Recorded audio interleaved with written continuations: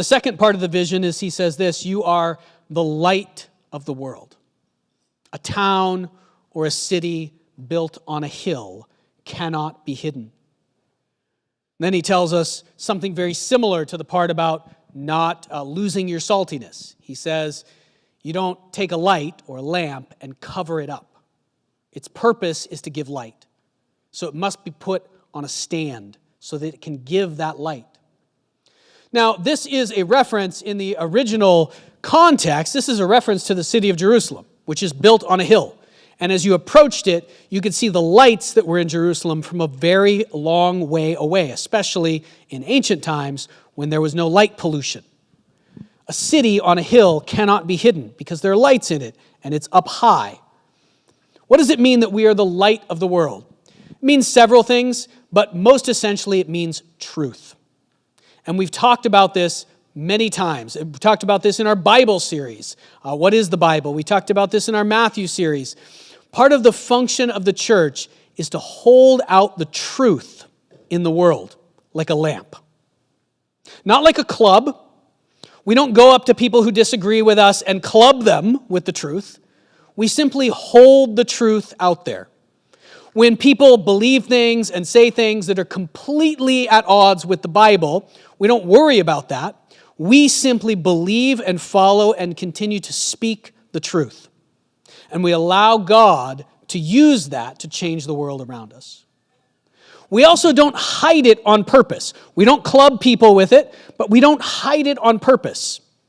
We don't worry about, well, all the people around me don't believe that there's God, or they think that church is a really bad place full of bigoted people, and so I'm going to not let people know that I'm part of the church. I'm going to not really going to talk about, I'm going to talk differently at work than I do at church. Well, you might talk a little bit differently at work than at church, but you need to be who you are in all of those settings.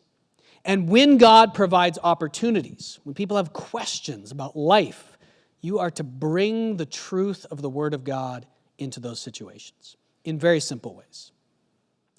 Many people are suffering. Many people are suffering. The Bible has a lot to say about suffering. There are probably opportunities maybe you haven't fully seen, but there are opportunities right now in your life where God may be drawing you into a conversation.